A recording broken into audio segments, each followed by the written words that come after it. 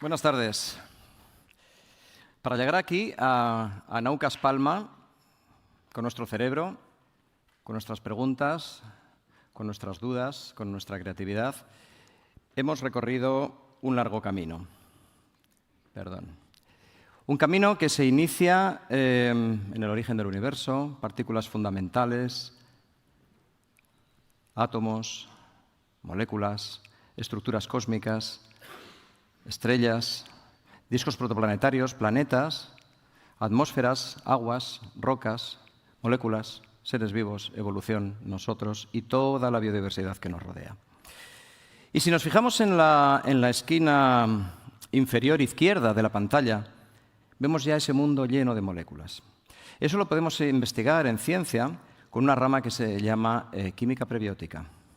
Desarrollamos tecnologías que nos permiten construir moléculas en el laboratorio como imaginamos que a lo mejor hacía la vida pues hace unos 3.800 millones de años. Cada vez es más complejo este esquema, pero siempre vamos buscando la posibilidad de generar algo que acabara convirtiéndose de química en biología. Y tenemos distintas recetas posibles para la sopa primitiva, para esa mezcla de moléculas que había en aquel planeta temprano. Lo que hemos ido sabiendo en los últimos años, en las últimas décadas, es que para que algo esté vivo necesita que haya replicación de una información genética, un metabolismo, que son las reacciones de intercambio de materia y energía con el medio, y un compartimento, algo que nos defina a mí como ser vivo y al resto del mundo. Cuando estas tres características se combinan, podemos decir que hay vida. Y una de las definiciones de vida que más nos gustan es la que acuñó Jerry Joyce, un bioquímico norteamericano, cuando dijo que la vida es un sistema químico automantenido capaz de experimentar evolución darwiniana. Muy bien, pues eso es la vida. ¿Cómo ha podido surgir la vida? Si miramos cómo funciona hoy la vida, la información genética fluye de esta forma: ADN, ARN, proteínas. En el ADN están los genes, la información, el plano de lo que somos. Las proteínas es lo que somos, básicamente, nuestra estructura, lo que llamamos nuestro fenotipo, cuando el ADN es nuestro genotipo, y a mitad de camino está el ARN. Bueno, entonces ahí uno podría plantearse la vieja pregunta: ¿qué fue antes, el ADN o las proteínas, ¿no? Porque sin proteínas no se pueden hacer esas flechecitas que estamos viendo. Y otra forma de aproximarnos al problema es decir, bueno, además de que estas moléculas definen el flujo de información genética, ¿qué funciones hacen en los seres vivos? Pues el ADN básicamente una, que es archivo de información genética. Las proteínas básicamente dos. Una es catalizar procesos, hacer esas reacciones del metabolismo, y otra es construir estructuras en los seres vivos. ¿El ARN? Muchísimas. El ARN puede hacer lo mismo que hace el ADN, lo mismo que hacen las proteínas y más cosas. Puede llevar información genética, puede catalizar procesos, puede construir estructuras. Entonces, quizá el ARN ahora lo estamos viendo como un intermedio en ese flujo de información, pero a lo mejor al principio era más interesante, más importante, más fundamental de lo que pensábamos. Os recuerdo que el ARN, básicamente, lo tenéis a la izquierda, es una cadena sencilla de nucleótidos, una hebra única, y el ADN es la famosa doble hélice, ¿vale? Lo podemos llamar ARN, RNA o ADN, DNA, en función de que prefiramos las siglas en inglés o en español. Bueno, en esta estructura hay una serie de bases nitrogenadas, unas moleculitas, en las que está escrita nuestra información. Citosina, guanina, adenina, uracilo. Los hago en el orden que lo tenéis. En el ARN, citosina, guanina, adenina, timina en el ADN, una diferencia. Y quedaos con el uracilo. Luego va a aparecer el uracilo de alguna forma.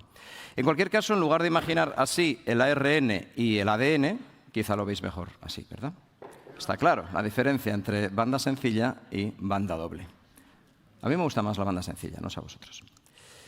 ¿Y qué ocurre con el ARN? Pues es que el ARN tiene una secuencia de nucleótidos, tiene una información, pero se pliega en el espacio, adquiere una serie de conformaciones que le acaban permitiendo funcionar como si fuera una proteína.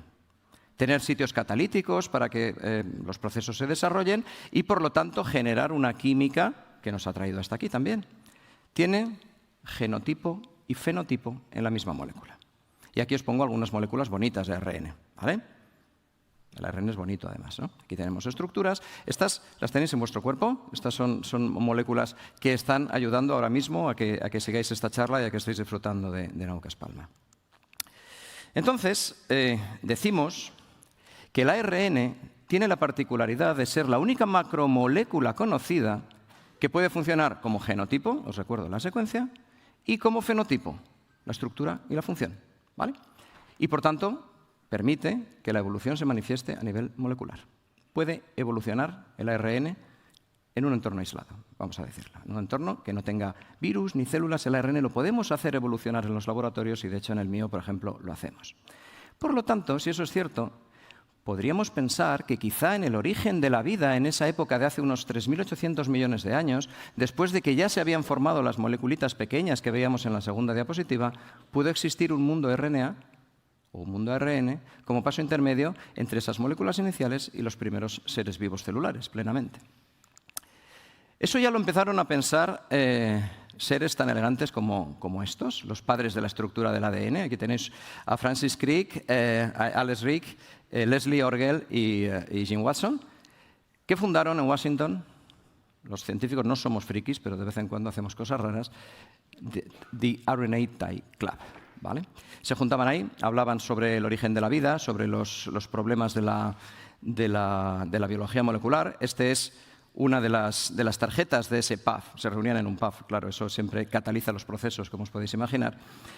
Incluso con el código genético, los 20 aminoácidos, cada uno de ellos lo asignaron a un investigador y, como veis, pues todavía quedaban algunos libres. La asparagina y la glutamina en particular no sabían a quién de esos padres de la biología molecular asignárselos. Bueno, unos años después, cuando ya se había visto que el ARN era capaz de originar un mundo prebiótico, un mundo a lo mejor con capacidades catalíticas, además de mantener información, pues hubo un investigador, Walter Gilbert, que luego tuvo una serie de derivas mentales muy extrañas, pero eso queda para otra charla, publicó este artículo tan cortito titulado The RNA World, el mundo RNA. Él fue el que acuñó este término, esta idea, ¿no? La puso en papel. Y en la primera columna de este breve artículo dice, entre otras cosas, se puede concebir un mundo RNA conteniendo solo moléculas de ARN que sirvieron para catalizar su propia síntesis, ¿vale? Claro, los tiempos han cambiado, en los últimos 40 años hemos hecho mucha investigación en muchos laboratorios. Yo ahora lo titularía The Not Only RNA World, ¿vale? Porque está claro que el ARN fue probablemente anterior al ADN y a las proteínas, pero seguramente estaría ayudado por otras moléculas, por moléculas más pequeñas, por catalizadores que le podían estar ayudando en su función, por ejemplo, péptidos que se pueden formar, por ejemplo, sobre superficies minerales. Es conocido esta capacidad, y a lo mejor ese ARN pues estaba ayudado. Era un mundo ARN, pero no solo ARN, ¿de acuerdo? En cualquier caso, en esa sopa prebiótica que veíamos, seguramente nos encontraríamos trocitos de ARN, ¿vale? En el origen, en las primeras etapas de la vida. Y podríamos llegar a algo así. A lo mejor los primeros seres vivos de los que derivamos, todos vosotros, erais esto. Pensadlo. Erais esto. Y ahora estáis aquí. Erais entidades delimitadas por un compartimento, con un cierto metabolismo dentro y con material genético que era ARN, ¿de acuerdo? Y ahí estaban las instrucciones de lo que luego seríais.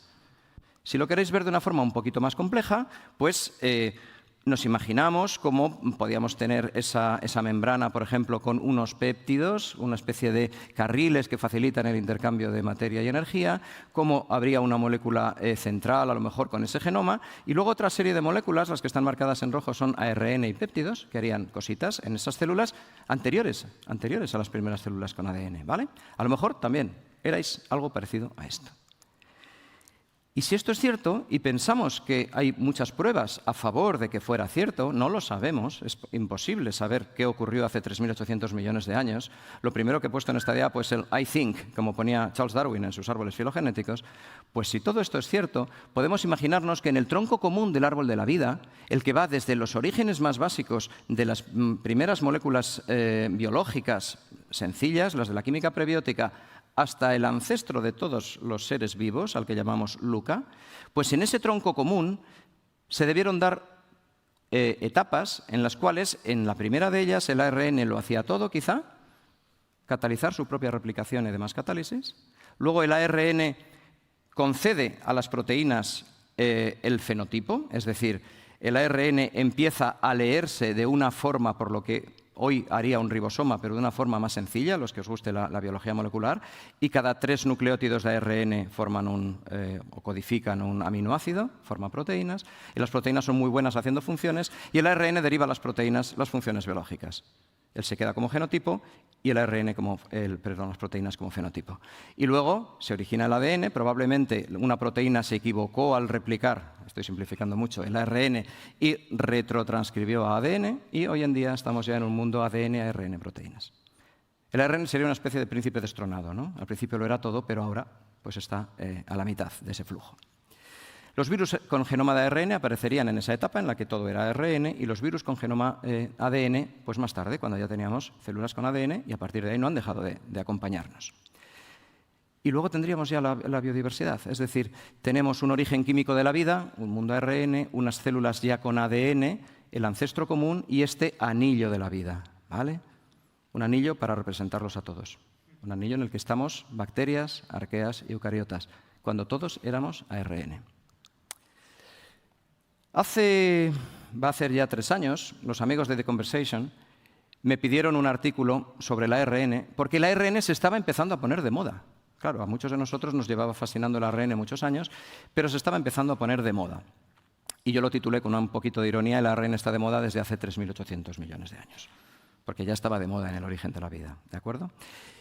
¿Y por qué me pidieron esto los compañeros y amigos de The Conversation? Pues porque había irrumpido en nuestras vidas, como bien sabéis, un virus, coronavirus, SARS-CoV-2, que produjo la pandemia de COVID-19, y se estaban desarrollando vacunas por una serie de investigadores en todo el mundo. En el Naucas Valladolid de hace 2 años, 2021, pedí un aplauso para los 7 investigadores más importantes que estaban generando vacunas para salvarnos la vida de la COVID-19, ¿vale? Se supone que estas 7 personas que están ahí tenéis sus nombres, habrán salvado la vida de entre 40 y 100 millones de personas, probablemente, con sus vacunas. Pues bien, entre ellos hay 2, Drew Weissman y Katalin Karikó, aquí felices en la recogida del premio, que fueron especialmente relevantes para lo que hoy estamos comentando. Esta bioquímica húngara y este inmunólogo norteamericano se fijaron en un problema relacionado con el uracilo, por eso os lo decía antes, del ARN, un problema muy de biología molecular fundamental, que es qué variantes podemos hacerle al uracilo para que funcione mejor o peor en determinados contextos celulares, en determinados experimentos. Y generaron variantes del uracilo. El uracilo es lo que tenéis, ese hexágono con nitrógenos y carbonos, y unido a la ribosa, en este caso, pues se llama uridina. Esa unión de uracilo más ribosa es uridina. Y lo que tenéis a la derecha es una variante que se llama pseudouridina, ¿de acuerdo? Bueno, pues esas 2 opciones, que químicamente son muy parecidas, el hecho de, en lugar de uridina, trabajar con pseudouridina, pues lo plasmaron en este artículo de 2005, ¿vale? Mucho antes del COVID, ¿de acuerdo? Ellos estaban jugando, entre comillas, a derivaciones de nucleótidos que les permitían ventajas en su uso en un entorno de investigación. Y lo que vieron es que sustituir el nucleósido de uridina por pseudouridina, la pseudouridina es natural, está en el RNA ribosomal y en el RNA de transferencia, le hacía a esa molécula, cuando tú la inyectabas a un animal de experimentación o la ponías en un cultivo, que no se produjera una respuesta inmune acelerada que generaba mucha inflamación. Entonces dijeron, es curioso cómo los organismos responden, para lo que a nosotros nos interesa, mejor a un ARN mensajero de los que tienen información, cuando en lugar de U tenemos pseudo-U. Es curioso.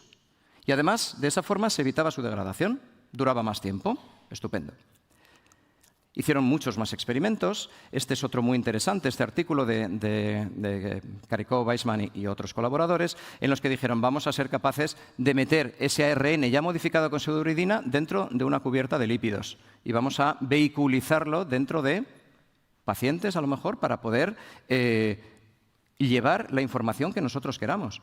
Y todavía no había surgido el COVID, ni se le esperaba, ¿de acuerdo? Pero apareció COVID. Y fue el momento de decir, esto que teníamos ya listo, vamos a ponerlo a punto para generar vacunas frente a COVID. Vamos a meter un RNA mensajero que, como veis ahí, tenía en torno a 4.000 nucleótidos, cuando el genoma completo de este virus tiene unos 30.000, con pseudouridina, porque hemos aprendido que la pseudouridina nos va mucho mejor, y con una cubierta de lípidos que fueron optimizando para que se pudiera vehiculizar perfectamente. Ahí estaban las instrucciones que necesitaba nuestro organismo para producir una proteína que fuera vista por el sistema inmune y, por lo tanto, quedáramos vacunados frente a la amenaza que suponía la infección por ese virus. Eso, como todos sabemos, supuso un premio Nobel, merecidísimo premio Nobel en Medicina o Fisiología de este año, a Katalin Karikó y a Drew Weissman. Con ello se completaba una larga cadena de aplicaciones del ARN en terapia, que se había iniciado desde los años 70, poco después de que se reunieran esos frikis del ARN, ¿no? en un pub. Y que, bueno, pues había tenido ARNs antisentido, aptámeros, en mi laboratorio trabajamos con aptámeros producidos por evolución in vitro, y finalmente vacunas. Es decir, una larga trayectoria de innovaciones tecnológicas que redundan en nuestra salud basadas en el ARN. Y el ARN ha llegado para salvarnos a todos. Aquí tenemos un anillo. El anillo del ARN de la derecha nos indica que va a tener aplicaciones en distintas enfermedades infecciosas, en problemas metabólicos, en enfermedades genéticas, en el cáncer, en enfermedades cardiovasculares, neurodegenerativas. El ARN está aquí para salvarnos a todos. El ARN que nos interesaba en el ámbito del origen de la vida, que nos ha permitido llegar hasta aquí, también nos va a permitir seguir viviendo, porque nos va a salvar. Y esto nos lleva a una reflexión. ¿Realmente existen una ciencia básica y una ciencia aplicada? Lo que están haciendo las personas que 2 décadas antes de una aplicación están trabajando con modificaciones de nucleótidos, ¿es básico o es aplicado? A lo mejor en realidad solo existe una ciencia, la ciencia, y luego llegan las aplicaciones. Además, hay una retroalimentación constante entre la ciencia y la tecnología, y eso nos ha permitido llegar hasta aquí. Yo soy más partidario de esta visión. Y para terminar, os dejo 2 reflexiones de estos 2 protagonistas, de estos 2 teóricos del ARN que se han convertido en salvadores del mundo gracias a ARN. Drew Weissman decía el año pasado, hubo muchos momentos de bajón, mucho examen de conciencia, mucho averiguar por qué las cosas no funcionaban, pero nunca perdimos la esperanza. Y Katalin Karikó, en un consejo que me parece muy válido para todos los científicos y para todos los futuros científicos, decía lo siguiente: no pienso ni un minuto si he salvado o no al mundo. Solo soy un eslabón de una cadena compuesta por cada científico que publicó algo que sirvió para seguir avanzando. Muchas gracias.